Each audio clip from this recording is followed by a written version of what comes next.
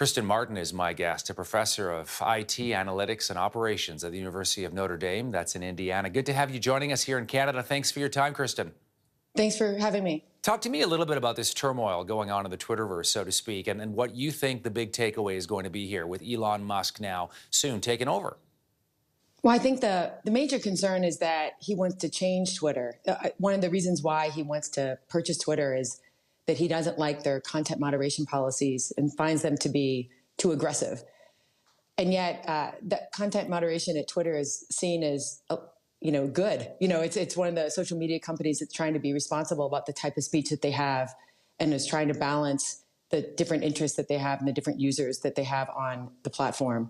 And so I think the concern is that he's going to try to change those content moderation policies by having fewer of them, allowing people to make racially charged or racist statements, sexist statements, bullying, that type of behavior.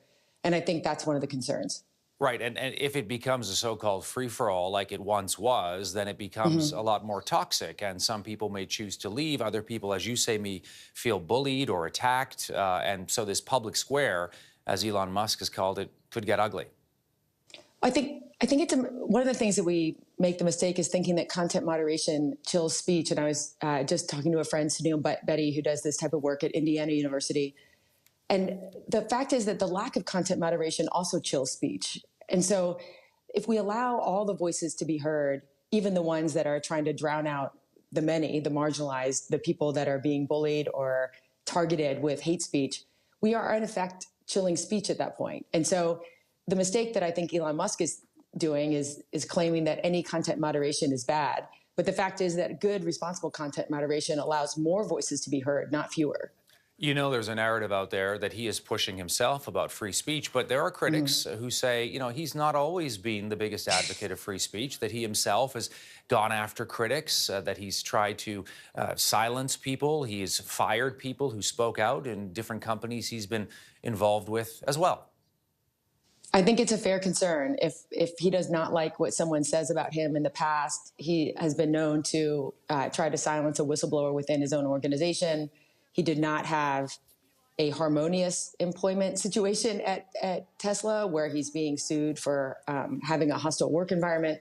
So I think it's a fair concern that he might use Twitter to actually target people or not allow people to be on Twitter that he doesn't like what they say. We know Twitter, of course, has a huge cultural relevance, but it's never really made money. The head of the company is saying its future is uncertain. How could Elon Musk go about making Twitter profitable, if that's even an objective here, Kristen? Well, I think it's hard to think that it's not an objective. He's have to borrow so much money in order to make this type of purchase that the interest on that loan is going to be large. I've seen estimates that it's more than Twitter has ever made. So I think being profitable will have to become a priority at that point. Ironically enough, because that's one of the arguments to take companies private, is that they don't have to be so profit focused. This might be a situation where becoming private, given the leverage he has to take on, actually could make him more profit focused. And I think then you're going to see something where it's focused on advertising and engagement, which is more of the Facebook model, which is you make a recommendation algorithm only about engagement, and then that tends to prioritize, lawful but awful material. Hey, yeah, go ahead. No, I was just going to say, I think that's the way that he would end up making money, is focusing on advertising and engagement. Before we go, do you think Twitter is going to lose people or gain people as a result of this? Oh, if Elon Musk actually is successful, I mean, that's a big question. It's a bid, so we'll see if it is successful. If it is successful and he does the content moderation that he likes, then I think in net they will lose people, but the fact is the louder people will be on the platform. So whether we notice it or not, they'll see some differences, but the loudest people will be on the platform, people like Elon Musk. And so that's who they'll gain.